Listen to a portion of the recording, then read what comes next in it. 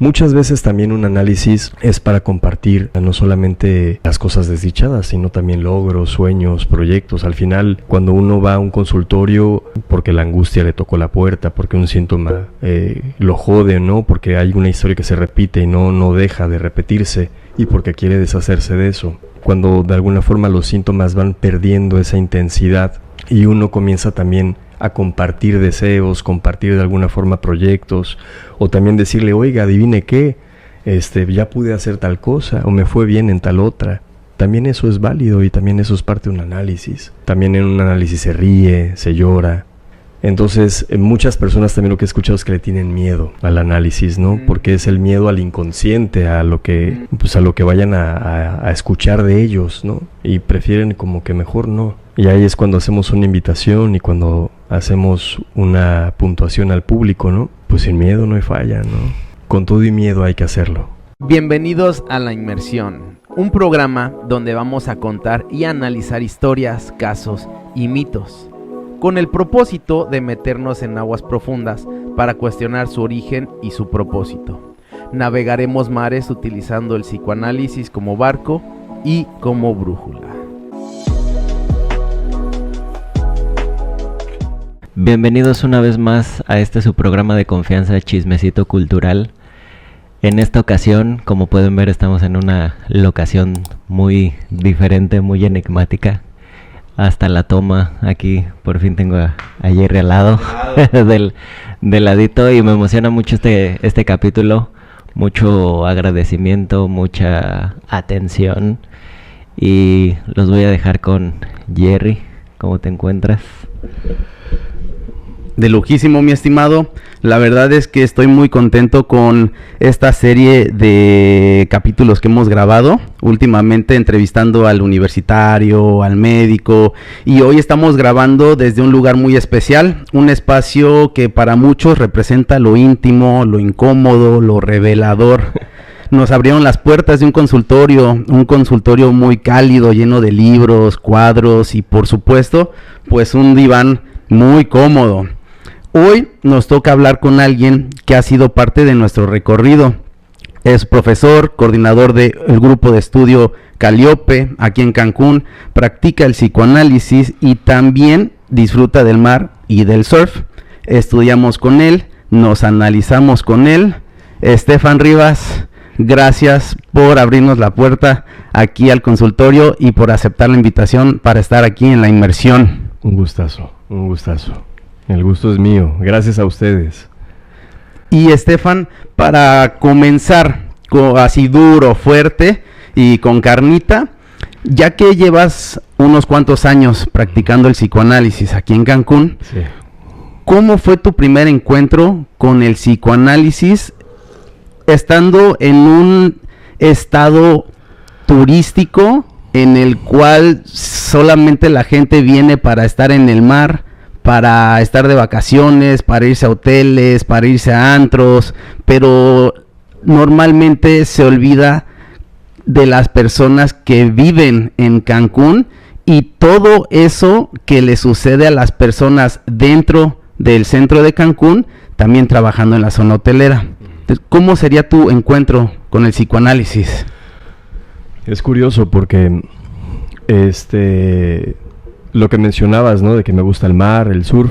Justamente cuando yo tenía alrededor de 16 o 17 años, estaba regresando de entrenar natación por el Parque Las Palapas, en el centro de Cancún, y me iba caminando a la casa.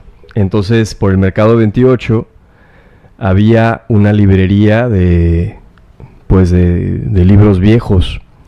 Y entonces yo entro y me encuentro con un libro de psicología de Raúl Gutiérrez Sáenz, todavía me acuerdo del autor, porque marcó algo en mi vida ahí, y era un libro de texto. Entonces, el primer encuentro que tengo fue cuando veo la fotografía del maestro Sigmund Freud, leo Inconsciente y leo Sueños, y ahí fue cuando me enganché por completo a los 16, 17 años. Lo leí, lo compré, lo leí y no lo pude soltar. Me lo acabé rapidísimo.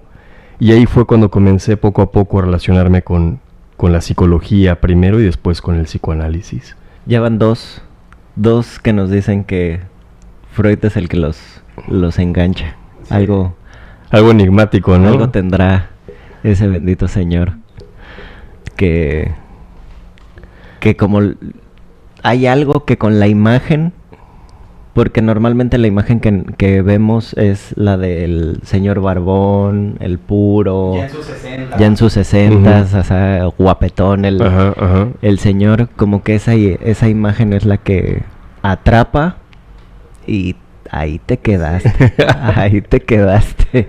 Como la mafia. Y de las primeras cosas que leíste de Freud, ¿qué escritos fueron los que más te llamaron la atención?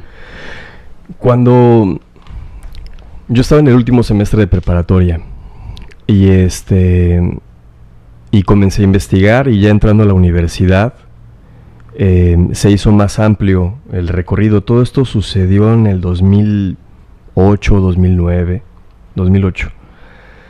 Entonces, yo tenía que 18 años, 19. Entonces, mucho de lo que comencé a leer ya de propiamente tal cual de psicoanálisis fue a partir del encuentro con la universidad. Ahí teníamos maestras extremadamente valiosas, algunas ya se nos fueron, otras siguen con vida y trabajando, haciendo su práctica clínica. Y de los primeros libros que yo me encontré en la biblioteca de la universidad fue Psicopatología de la vida cotidiana. Ese libro es preciosísimo porque es muy ameno para relacionarte desde un inicio, ¿no? O sea, uno no sabe absolutamente nada y te das cuenta de que en realidad el inconsciente pues está ahí, en la vida cotidiana. No tienes que ir a un diván, no tienes que ir a un consultorio, está allá afuera en las calles, o sea, está hablando, está en las relaciones de pareja, está en la familia, o sea, está donde menos te lo esperas. La psicopatología está en la vida cotidiana. Utilizando lo que nos estás mencionando, de que estabas chavo en el momento que te encuentras con Freud, ¿cómo le expresas a tu familia que te llamó la atención el psicoanálisis o lo del inconsciente o Sigmund Freud, el de las pulsiones, el del puro? Sí. No fui tan específico, pero yo lo que les dije fue, ¿saben qué? Yo tengo un sueño y me gustaría estudiar en la universidad y licenciarme, ¿no?, en psicología. En ese entonces se tenía la posibilidad económica para pagar la universidad, porque tristemente en Cancún, como bien decías, Gerardo, como es una zona turística, las universidades públicas solamente tienen carreras de corte turístico. Entonces las universidades privadas son las que han adquirido los documentos o los reboes de las carreras de psicología. Entonces yo estudié en La Salle. Entonces, cuando yo les dije eso, pues me dijeron, pues vas, ¿no? O sea, si quieres, pues vas. Y me apoyaron en algún tiempo, ¿no? Después hubo un quiebre económico en la familia, algo importante, ya no se pudo continuar. Yo giré, y busqué otra universidad donde me terminé licenciando y graduando, y ahí es donde me invitan a dar clases egresando de la carrera, y así fue que me pagué la cédula, el título y todo lo demás. El encuentro entonces con la familia y, o sea, desde el punto de vista personal de cómo fue la primera experiencia, pues obviamente sí, ¿no? O sea, al principio como que pues no entendían bien o me preguntaban cosas. Después obviamente comenzaron a recibirlo de una forma más amena y ya de repente me preguntaban. Y te hacen la típica pregunta que nos hacen en las fiestas. ¿Tú que eres psicólogo, qué opinas? No las mi mente. Ajá, no las mi mente, cosas así. Pero fuera de eso, la familia siempre me ha apoyado y estoy muy agradecido con ello. Brincándonos un poquito como de etapas en el sentido de edades, ¿no? Porque ahorita vamos como en cronología. En cronología, pero creo que cabe señalar, porque muchas veces es muy complicado explicar lo que uno hace porque en realidad no se está y entonces a la hora de estar recibiendo pacientes, estar recibiendo personas, cosas que se escuchan, etcétera, y que en el día a día la pareja, la familia, los amigos te preguntan, bueno, pues es que ¿cómo le haces, no? O sea, ¿cómo le haces para hacer eso? ¿De qué se trata? ¿O cómo es que funciona? ¿Tú cómo le haces? O sea, un compa del gimnasio. ¿Tú qué chingados haces, Estefan? ¿No? Es buena la referencia a lo del entrenamiento porque es una práctica, es un ejercicio que tiene un método, diría Marco Macías de Querétaro. Freud hablaba de una técnica, pero lo que preguntan va encaminado a lo que sostiene cualquier proyecto de vida, que es el deseo. En primer lugar, ¿cómo le hago para practicar el psicoanálisis? Es porque algo de eso me llama mucho y tiene que ver con mi deseo de ser analista y de colocarme en el lugar de analista cada vez que recibo un analizante. Ahora, para sostener eso, lo que yo he hecho es análisis durante muchísimos años, muchos años, y supervisión de casos. Es decir, cuando hay algo que de alguna forma, ya sea a nivel transferencial, al nivel de algo que Lacan diría un impasse, se te traba, eso lo tienes que hablar en tu análisis. No hay más, ¿no? ¿Cómo le haces? También le haces, pues teniendo en cuenta de que es un oficio, es un trabajo, es una práctica que requiere mucho valor, que requiere mucha pericia, mucha experiencia, mucha escucha, mucha paciencia, y solo eso se logra a partir de un análisis para sostener ese deseo. Entonces, ¿cómo le hago? Le hago con mucho cariño a los analizantes, con mucho respeto, pero sobre todo con ese deseo que me encontró y yo lo encontré a los 17 años, 16 años. Ese deseo de ver qué con el inconsciente. Ahora, ¿cómo? Porque vamos a, con todo respeto, y haciendo referencia al kilo de libros que hay aquí atrás, vamos a cromarle el rifle, dirían vulgarmente, ¿no? Porque en pocas palabras existe una invitación a poder estudiar, no que hay una diferencia entre estudiar psicoanálisis y otra cosa muy distinta es practicar el psicoanálisis, ¿no? Uh-huh. Ese deseo que en ti encontraste a los 17 años, ¿cómo se puede ver para hacer una invitación de, oye, vente, vamos a estudiar? Porque son temas como muy abstractos uh-huh. en el sentido uh-huh. literario uh-huh. y que como bien decíamos al principio, estamos en un lugar que me atrevo a decir que está muy plagado de goce uh-huh. porque ir a un lugar de vacaciones es pues ir a gozar. Uh-huh. Uh-huh. A veces bien, a veces mal. Eso ya es de es otra cosa. Es otra cosa. Pero ¿cómo encontrar ese nicho de personas, tanto de personas que pudieran estar interesadas y también personas que ya estaban interesadas como para poder pelotear las ideas, compartir textos, ideas, todas ese tipo de situaciones? ¿Tú cómo lo encuentras aquí en Cancún y afuera? Por ejemplo, la idea de estudiar psicoanálisis es leer desde una postura crítica y leer muchísimo. Entonces, estudiar psicoanálisis, leer los textos de psicoanálisis no es como una certificación en algo o una capacitación en algo. No es como un curso, ¿no? O un diplomado. Hay seminarios, hay grupos de estudio, y eso de alguna forma son instrumentos para poder transmitir cierto saber extraído a partir de estudios, pero el psicoanálisis no se agota ahí. Entonces, yo creo que hay una novela de Yuko Ogawa que se llama El Anular. Alush la llega a trabajar en la revista Litoral, no me acuerdo ahorita el número, pero es sobre el duelo. Entonces ella, como escritora, narra el encuentro de una chica que pierde un pedacito de dedo y llega a un lugar sin saber cómo, sin planearlo, pero llega al lugar indicado, como si algo la hubiera guiado ahí. Y ese lugar es muy especial porque es un laboratorio que Alush llega a comparar con el consultorio de un analista.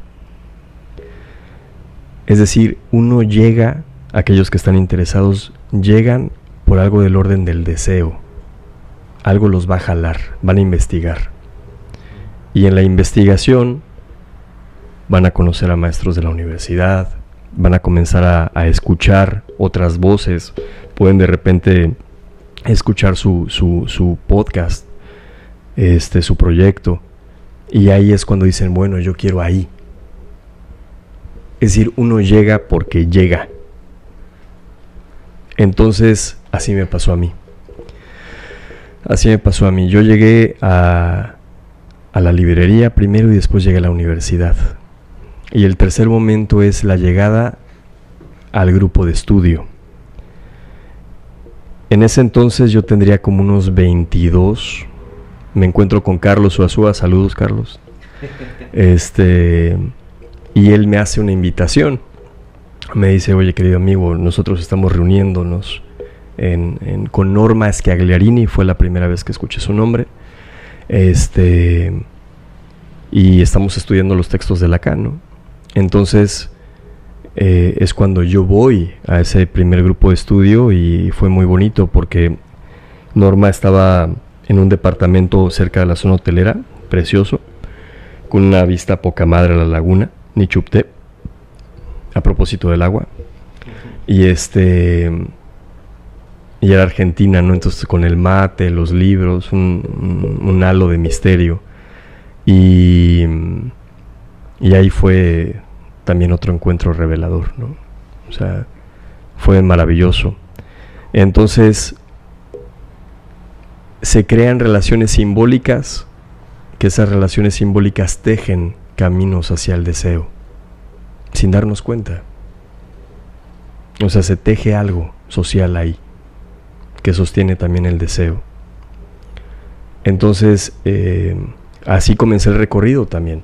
Y en ese grupo de estudio creo que estuvimos como, antes de que ella falleciera de cáncer, como 5 años. Lo que también quería agregar era que el psicoanálisis se estudia y se estudiará para toda la vida. O sea, no acabas un punto y ya. No, es inaudito. Es inaudito. O sea, no acabas, no te da la vida. Entonces, por eso el psicoanálisis es algo extremadamente valioso y para practicarlo tiene que haber un deseo muy fuerte. Y para estudiarlo también, porque son textos muy difíciles. Pero a la vez, la diferencia entre la lectura solitaria y la lectura compartida es que en un grupo de estudio, así como en el que yo estuve y ahora coordino,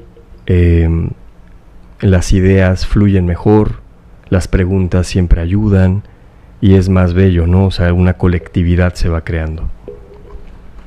Oye, Estefan, entonces, con esta línea de encontrar ese lugar indicado, tú llegas por una recomendación, pero surge desde la universidad. Sí.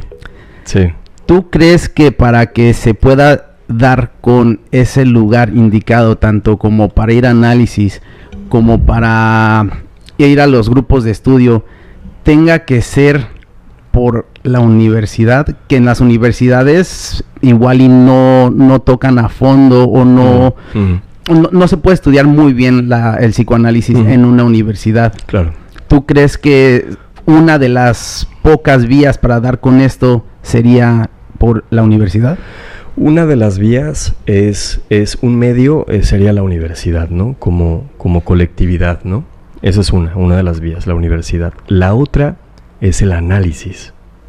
De repente hay personas que no tienen nada que ver con el psicoanálisis, ni la psicología, ni nada, y les comienza a gustar el trabajo que hacen, lo que consiguen, lo que de alguna forma experimentan y dicen, bueno, pues yo quiero en algún día, en algún momento, pues estar allá atrás, ¿no? Es decir, en el lugar del analista, yo quiero ser analista, yo quiero hacer esto, ¿cómo le hago? Esa es otra vía. Que esa es una de las diferencias que existen del psicoanálisis a cualquier otro tipo de práctica. Uh-huh. En TikTok te encuentras con estas personas que te dicen red flag si tu psicólogo o si tu analista te dice que tienes que permanecer años en el consultorio. Uh-huh. Sin embargo, en el análisis, los años ni siquiera luego se sienten años. Uh-huh. Pero también eso es por ya deseo de uno. Uh-huh. No es como que uno dependa del analista para poder enfrentarse con sus demonios o las cosas del día al día. Uh-huh.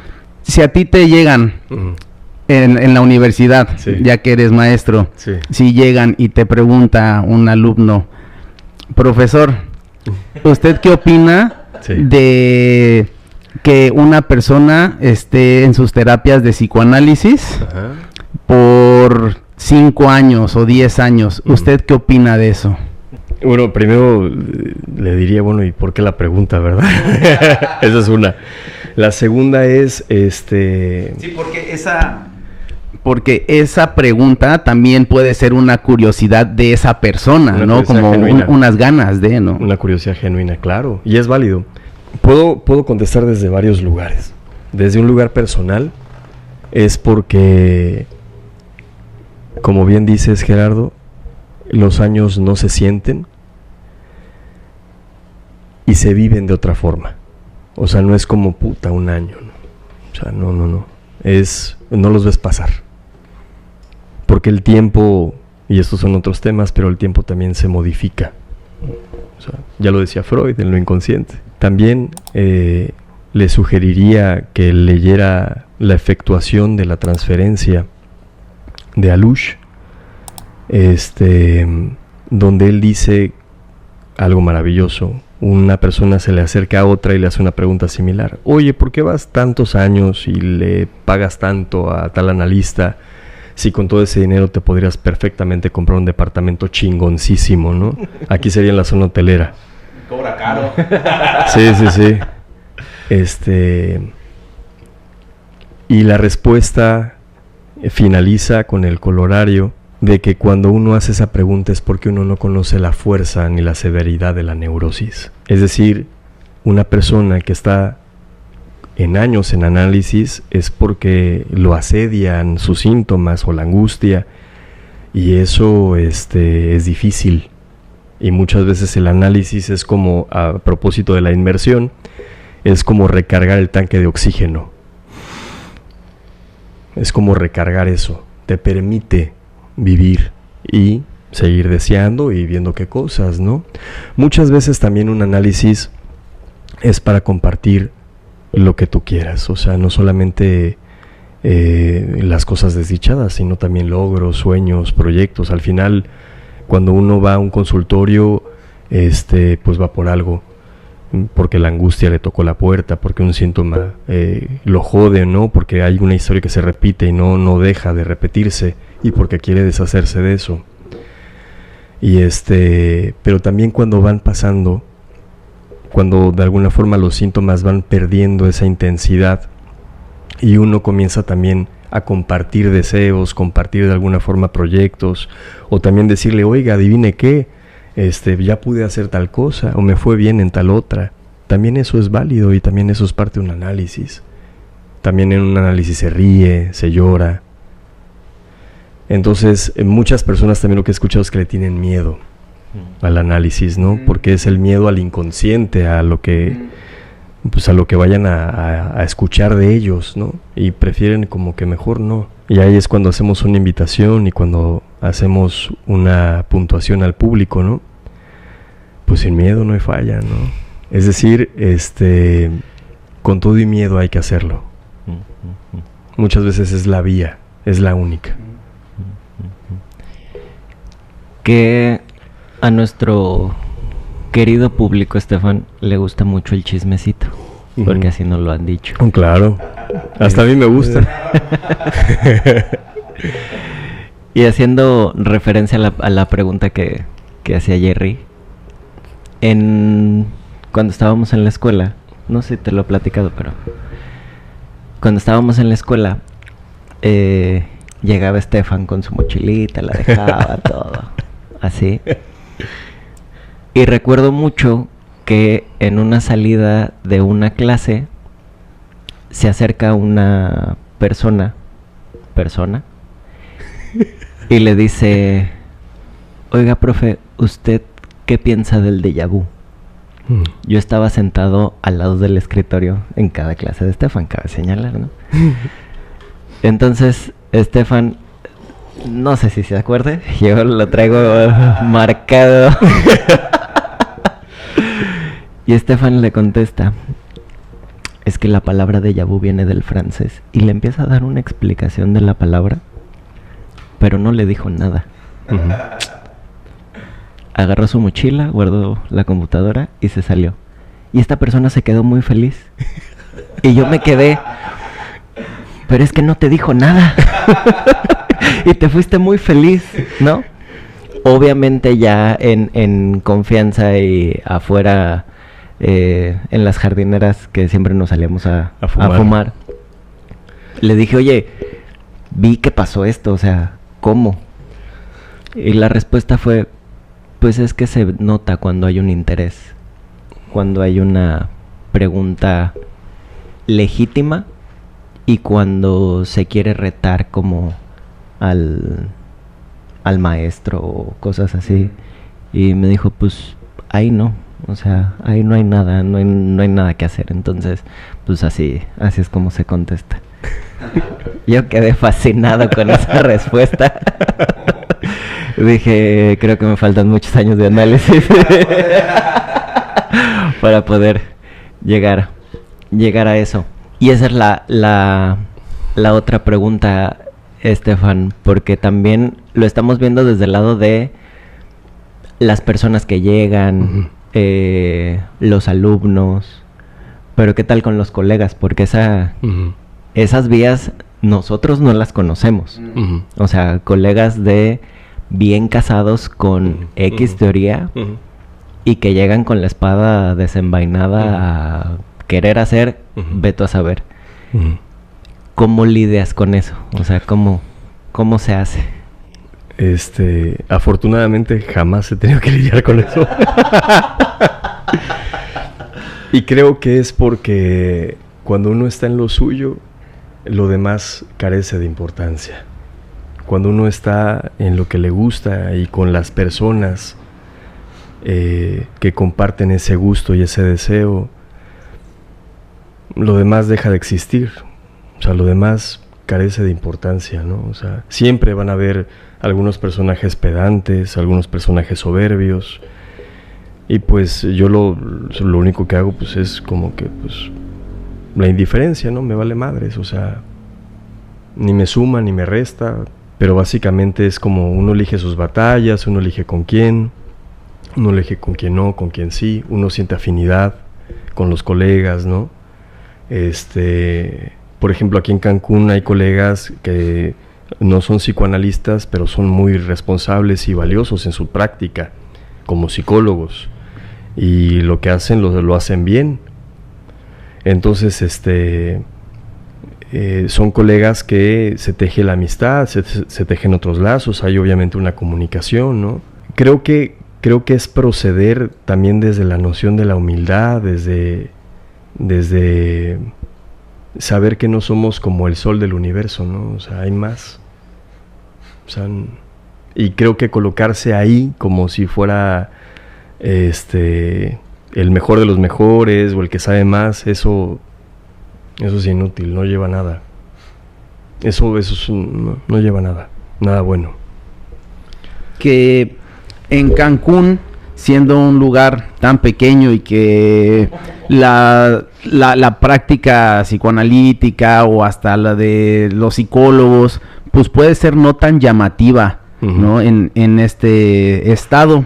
Nos ha tocado que con una persona se tenga que hacer todo, tanto como analizarse, tanto como estudiar en los grupos de estudio como el que tienes, todos los martes, se pueden conectar en línea, Calliope, y es la única vía que tuvimos, ¿no? Porque puede ser un poquito diferente a otros estados posiblemente o países, que no sé cómo se pueda ver en el de que tu profesor no puede ser tu terapeuta, utilizando esas palabras, ¿no?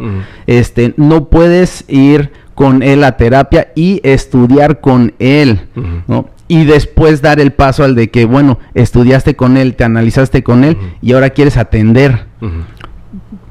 Siendo un espacio así en el cual también tenemos que, pues, ir a seminarios, viajar juntos, ¿no? Que también eso juega un poquito en la transferencia, en cómo puedes lidiar con eso, ¿no? Sí tiene que ser también unos cuantos años de análisis como para poder modular y poder darle como que su lugar a cada cosa, ¿no? Hablando de esa forma, ¿cómo crees que podría ser una vía para que en Cancún se puedan hacer lazos con otros tipos de prácticas que pues tratan a la salud, el bienestar del ser humano?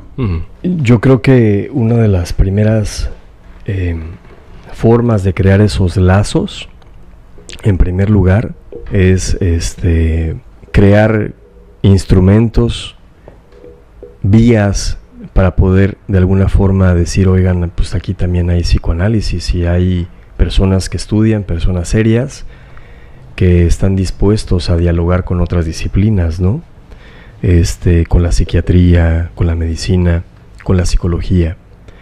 Entonces, una de las cosas indudablemente sería la creación de esos espacios, ¿no? Los seminarios, las conferencias, las publicaciones, ¿no? Las entrevistas. Esta también es una forma de poder crear esos vínculos y esos lazos, ¿no?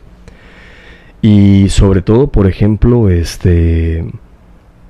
también hacer pública la experiencia, ¿no? O sea, hablar de los testimonios en el sentido de, por ejemplo, ¿no? Hubo un coloquio no hace mucho donde yo redacté y presenté un escrito que se llamaban Las voces del número 5 de la Rue de Lille, ¿no? El consultorio de Lacan. Fueron personajes, fueron analizantes de Lacan que crearon un libro narrando su experiencia analítica con Lacan. Entonces creo que también esa es otra forma de crear esos vínculos o esos lazos, ¿no? El compartir el testimonio, o sea, la práctica del testimonio, ¿no? Habrán personas que se animen, habrán personas que no, pero también esa es otra vía de, oye, fíjate que yo tal cosa, ¿no? En mi análisis. Entonces así se van creando los lazos a partir de la experiencia. Que tengo que decir que es una experiencia muy chingona la que vivimos aquí en Cancún, que podamos hasta hacer este programa de la inmersión. Sí. Y que podamos hacer esto, ¿no? Hablando de lazos, sí, ¿no? Sí. Desde un principio así, desde la universidad hasta llegar a este punto, ¿no? Ellos son más de 10 años. Sí, son unos 10 años. 10 años ya. Es una chingonería, la neta. Sí. La neta. Sí. Es una chingonería y Estefan es muy modesto, la realidad. Y ya escuchamos que es como la humildad y todo, pero entre nosotros decimos que en su cabeza hay millones de PDFs y de presentaciones para poder retener toda esa información. Y precisamente, digo, creo que ya la respuesta ya está como un poco dicha.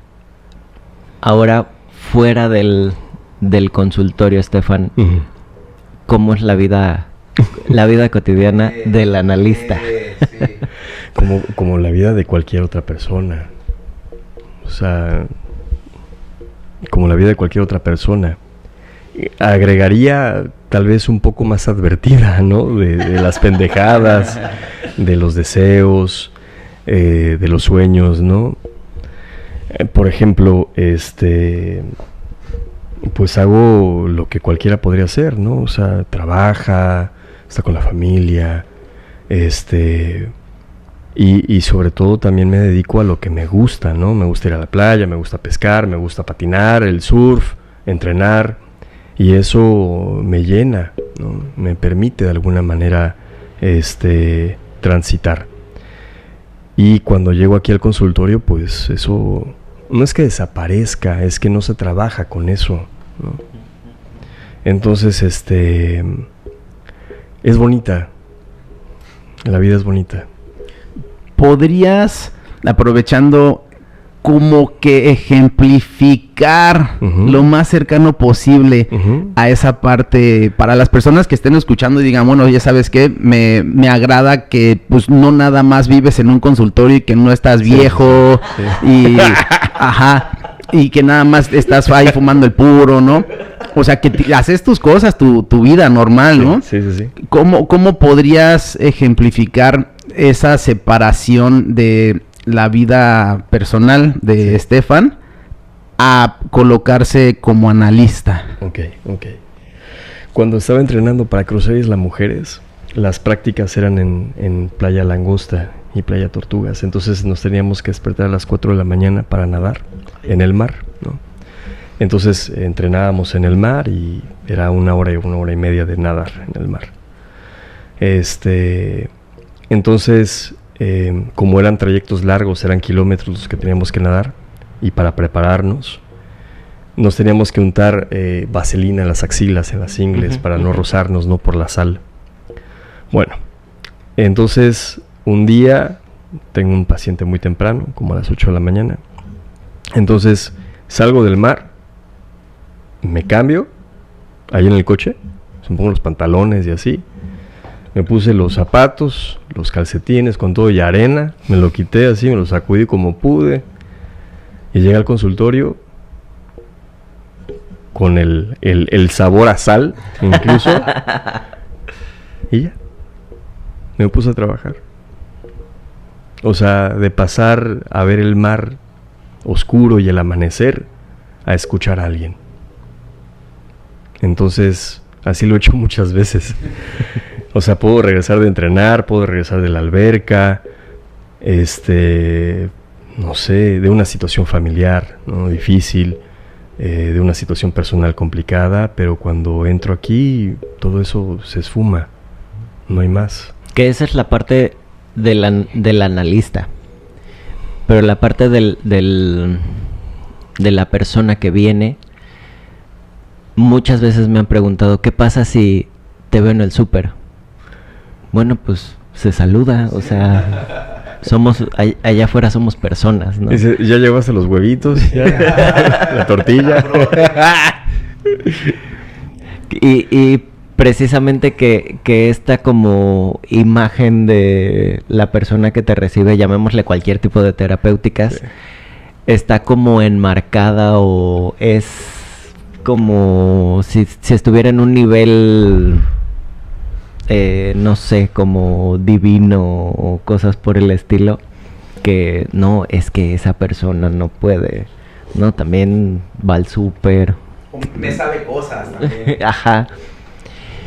Digo, ahí cada quien se va a jugar como sus cosas, ¿no? Pero a mí me han preguntado, bueno, ¿y qué hago si te encuentro en el súper? ¿No? Que es como lo más cotidiano. Bueno, pues se saluda, o sea, ¿qué más puede suceder? O sea, al final del día somos personas, ¿no? Una vez salí de surfear con la tabla. Había un paciente en la playa, un alisante. Saludé a la familia ya. Normal. O sea, no hay más. Y además Cancún es muy chiquito. Entonces sí nos encontramos a analizantes y no pasa nada, ¿no? O sea, solo así que, pues, ¿qué, no? O sea, no tiene por qué dar pena, vergüenza. Al contrario, qué gusto, ¿no? O sea, y eso también creo que un analizante lo va experimentando y lo va viviendo, porque también algo cambia en él, en sus lazos sociales. Sí, que en algún momento yo preguntaba precisamente eso porque a la hora de entrenar, pues nosotros entrenamos trancazos, ¿no? Sí. Y en algún momento llegábamos nosotros a consulta con el ojo morado. O sea, sí. ¿Qué chingas te pasó, no? Pero Claro. no es lo mismo llegar uno a su análisis y decir, no, pues es que no levanté la mano y me metieron un chingadazo, ¿no? Claro. A recibir a una persona tú con un golpe, ¿no? Ah, sí, claro. Que Claro. puede ser como impactante porque son muy escandalosos los ojos, se pone morado, se pone verde, se pone de todos colores. Y precisamente esa parte de, pues allá afuera es una cosa Uh-huh. y en el consultorio es otra. Y no pasa, como que no se pasa, ¿no? Acuérdense lo que veíamos con lo de Gloria Leff en Juntos en la Chimenea. Cuando Winnicott, antes, bueno, Margaret Little se analizó, no me acuerdo con quién, pero fallece de un infarto, la mujer, su analista. Y es cuando va con Winnicott. Y Winnicott era cardiópata. Eso lo dice Leff allá en Juntos en la Chimenea. Y Winnicott le advierte a Margaret Little, le dice, oye, tengo yo esta condición, ¿no? O sea, es algo del analista, ¿no? Bien, mal, X. Pero de alguna forma también el analista es humano, es cuerpo, ¿no? O sea, por ejemplo, muchos analizantes, cuando Lacan comenzó a manifestar los síntomas del cáncer, decían, y esto lo cito a partir de Rodrigo Toscano, decían que el consultorio olía mal muchas veces, ¿no? Por los olores del cáncer. Entonces, pues bueno, pues también, ¿no? Y por ejemplo, nosotros, ¿no? O sea, cuando Norma, también nos llegó a comentar que tenía cáncer, o sea, nosotros lo sabíamos y nos analizábamos con ella porque era la única, ya viejita, pues. Y muchas veces con dolor y todo eso, y hasta fue una guerrera y hasta el final estuvo ahí. Entonces fue algo muy valioso de parte de ella decirnos, ¿no? Nos preparó, nos advirtió y nos preparó para esa despedida. Y nos dijo con quién después, ¿no? Para poder continuar nuestros análisis. Entonces, un analista está advertido, ¿no? Está advertido de algo. Y cuida también a los analizantes en la medida de lo posible.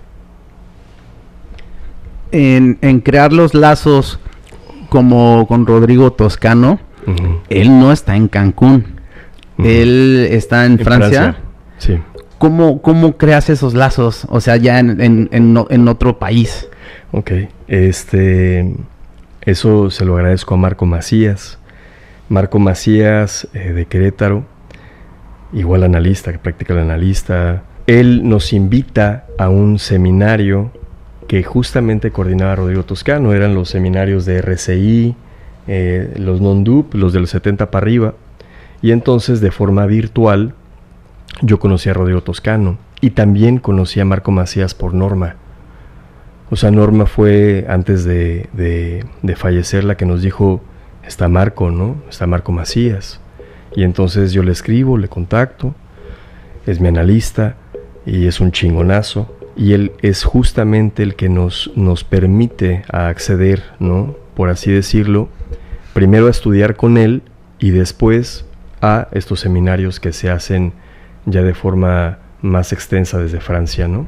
Entonces nos reunimos los sábados, una vez al mes, a veces son 2 veces al mes, hemos preparado coloquios, pero a lo que voy con esto es que el lazo social que crea un análisis y las conexiones simbólicas son muy genuinas. O sea, son muy, muy genuinas. O sea, es una recomendación genuina, es una amistad genuina, ¿no? Entonces es más natural y más genuino todo. No hay poses, no hay falsedades, hay claridad. Y eso es muy bonito. Por el análisis propio, ¿no? Sin meternos tanto en temas como teóricos y que de hecho ahí tienes el libro de El Chiste. Ah, sí, el albur. El albur. ¿Tú recomiendas el análisis? Sí. O sea, sin dudarlo. Sin dudarlo, no, claro. Recomiendo el análisis para aquel que tenga una curiosidad de saber qué con él y qué con lo que le duele. Y sobre todo recomiendo el análisis porque yo he visto sus efectos en mí y son efectos que me han cambiado la vida. Pues eso obviamente hace que recomiendes, ¿no? O sea, por ejemplo, no sé, un amigo, una amiga, un hermano, una hermana, ¿no? Que te cuenta alguna bronca, ¿no? O sea, alguna situación, pues ve con un analista, ¿no? O sea, ve con fulanito, ve con fulanita. ¿Por qué? Porque confías en eso. Confías, ¿por qué? Porque ya lo has experimentado, ya lo has vivido.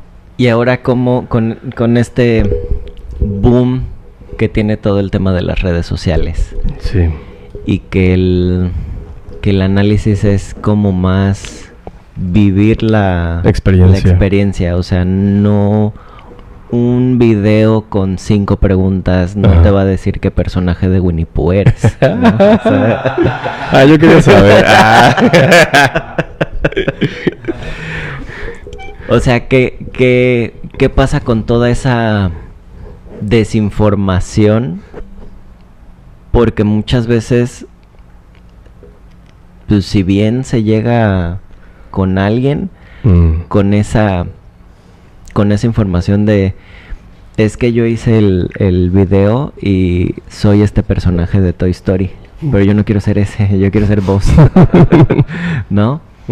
Entonces, ¿se lidia con esa información o se descarta? O sea, sí, pero ¿qué más? Pues él se puede decir, mira, hasta puede creer que él es un hombre, ¿no? Su nombre propio. Pero pues vamos a ver. Es como la inmersión, ¿no? O sea, vamos a ver. Ajá. Pero ¿qué sucede con la desinformación? La desinformación genera síntomas y angustia. En cualquier sentido, ¿no? Pueden haber de alguna forma algunos comentarios, algunos crean prejuicios, tristemente, ¿no? Pero cuando uno se permite romper esos prejuicios e indagar y leer y investigar y acercarte a los autores y leer a los autores en lugar de lo que dicen de esos autores, es muy diferente. Es muy diferente. Pues lo que crean de alguna manera, pues es un sesgo y son prejuicios. Y eso a la larga, pues aleja, ¿no? Me he atrevido a decir en capítulos anteriores que igual el psicoanálisis o el análisis no es para todos. Uh-huh.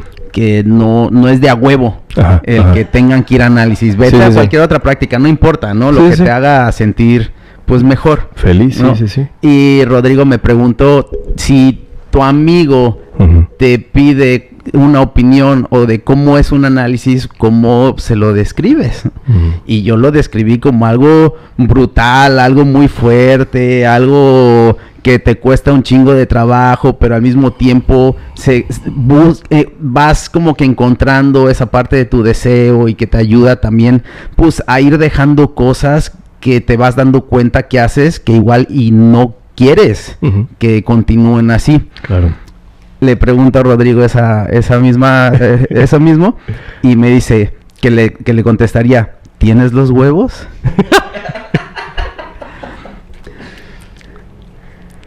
Rodrigo, ¿puedes hacerle esa pregunta a Estefan, por favor?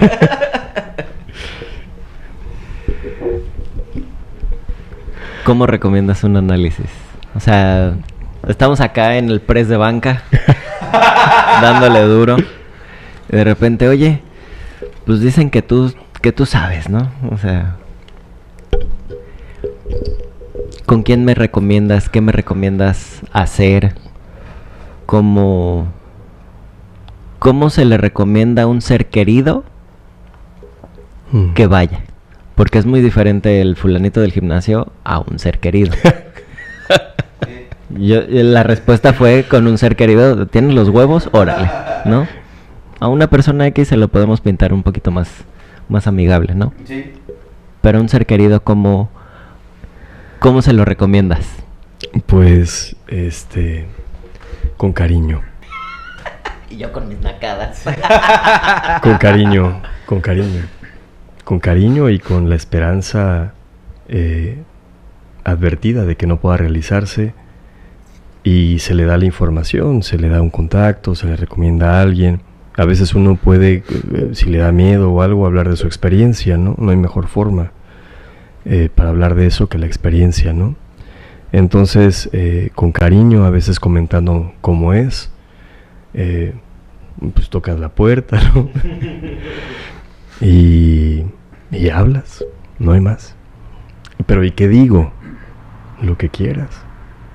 Y eso a veces es brutal, porque estamos acostumbrados a que nos hagan preguntas cuando vamos a algo médico, algo psicológico, pero las cosas en un análisis desde un inicio son muy diferentes. O sea, hablas y te van a hacer preguntas. Te van a hacer preguntas, pero no cualquier pregunta. Te van a preguntar de lo que dices. Y ahí te vas a dar cuenta de algunas cosas que tal vez no te habías jamás cuestionado. Y eso comienza a generar un deseo, una curiosidad. Si hay una persona que no conoce el psicoanálisis, que está viendo esto, y la forma en la que estás expresando todo esto, que es muy poético, otras palabras, tal cual, bien diferente a lo que nosotros lo decimos. O si quieres también me pongo ¿Cómo podrías mencionar de las cosas que se ponen en juego en un análisis, como un lapsus, los sueños, algún ejemplo, algo que se te ocurra, que puedas mencionar, que igual y no, o sea, que no, sin nombres, ¿no? El hombre de las ratas, dijo, ¿no? Ajá, algo que puedas compartir, que igual y pueda ser amigable para la persona que está viendo y que no conoce nada de esto. Y que dice, bueno, el de Estefan Rivas me gusta cómo habla, atiende, tiene un grupo, igual y me animaría. Pero ¿qué sucede ahí? O sea, me recuesto y hablo y luego... Se producen cosas. A veces se producen risas, a veces lágrimas, a veces una sorpresa, un suspiro. Pero se produce siempre una sensación muy similar al vértigo, ¿no? O sea, como que te mareas. ¿Por qué? Porque obviamente estás produciendo un saber pues que se presentificaba de otras maneras en ti, ¿no? O sea, en dolores corporales, en síntomas, en sueños. Por ejemplo, cuando un analizante habla y tiene un lapsus, un lapsus es una equivocación lingüística, ¿no? Entonces uno pregunta qué con eso, ¿no? O sea, ¿qué se le ocurre? Uno invita a asociar con eso y hay personas que les cuesta mucho trabajo. No, me confundí, la lengua se me trabó, es que hablo mal, ¿no? Y uno se le sigue invitando, pues, a que hable, a que asocie. A veces les cuesta más trabajo, a veces no. Pero uno siempre apuesta. Incluso a veces es necesario explicar, ¿no? Algo se reveló ahí y es importante. ¿Qué se le ocurre con eso? Y se hacen preguntas. Entonces, por ejemplo, cuando uno tiene un sueño, en análisis eso es muy importante, ¿no? Uno sueña a veces que le habla al analista, y justamente uno llega a contar ese sueño. Soñé con usted, ¿no? ¿Y qué pasaba? Ah, pues soñé tal cosa y tal otra. También uno pregunta y pregunta cada cosa del sueño, cada palabrita, cada cosa rara. Porque algo que de alguna forma es fundamental tener en cuenta es que el saber lo tiene el analizante, el saber de él, pero es un saber que es a producir, y aquel que sabe hacer eso es el analista. Realmente uno no sabe un carajo del analizante, no sabe nada. Sabe hacer, sabe trabajar, sabe escuchar, sabe, por ejemplo, estar advertido de sus propias cosas, ¿no? Cuando escuchamos la palabra psicoanálisis nos vamos a Freud, el viejito, lo decíamos al principio, el barbón, su puro, chingón, Lacan, mismo, canoso. Sí. La imagen que se tiene como colectiva es de una persona mayor. Uh-huh. Y no pasamos de los 40. Uh-huh. Uh-huh. Ha pasado que por imagen de la edad uh-huh. haya cierto freno. Sí, claro. Por la edad, por ser hombre, también ha pasado. Uh-huh. Es curioso, no hago la acotación. Por ejemplo, muchas veces se tienen ciertos prejuicios, ¿no? Y al final el analista es un dispositivo, es un instrumento, no tiene género. Bueno, Lacan decía en el Seminario de la Angustia que está más del lado de una posición femenina, ¿no? Uh-huh. Eso ya son otros temas. Pero al final son como cuestiones totalmente imaginarias. Cuando comencé a atender, en algún momento recibí a alguien mucho mayor que yo y ¿usted me va a atender? Sí, claro que sí. ¿Y ya? Porque uno cree y además uno está seguro de su trabajo y eso da confianza. Eso da mucha confianza. Y ya después me recomendaron con la familia y así, fue muy bonito. Pero atender, por ejemplo, a personas de la tercera edad es maravilloso. Sí. Es muy bonito. Y ellos quieren hablar, ¿no? No les importa si eres chico, si eres joven. O sea, cuando alguien siente mucho dolor, lo que a veces menos le importa es eso. O sea, quiere hablar y hay que darle un lugar a eso. Sí, me hiciste recordar, justamente lo veíamos con Gloria Lev, que afirmaba que el análisis se practica en neutro. En neutro. Uh-huh. O sea, esa es una confirmación como bastante fuerte en el sentido de, por información o desinformación de toda la ola que hemos visto de temas de género y muchas otras cosas, pues muchas veces eso puede llegar a como a sesgar la práctica.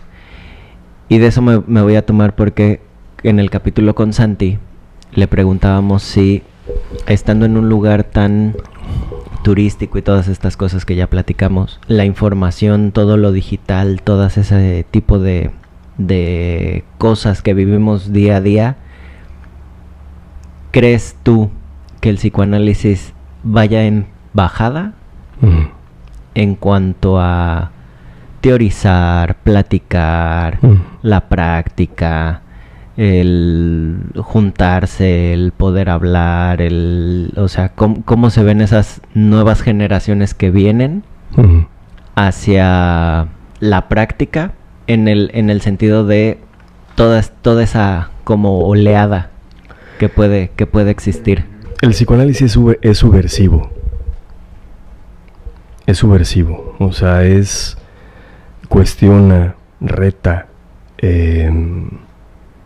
muchas veces rompe certezas y eso genera angustia. Lo que podría decirte es que el psicoanálisis sigue de alguna forma vivo y hay autores actuales, hay grupos de estudio actuales, hay personas muy serias trabajando y el psicoanálisis se mantiene vivo mientras sigamos soñando, la humanidad, por así decirlo, ¿no? Mientras hayan los sueños, los lapsus, esas cosas que de alguna forma pertenecen al campo inconsciente, pues siempre va a haber alguien curioso, ¿no?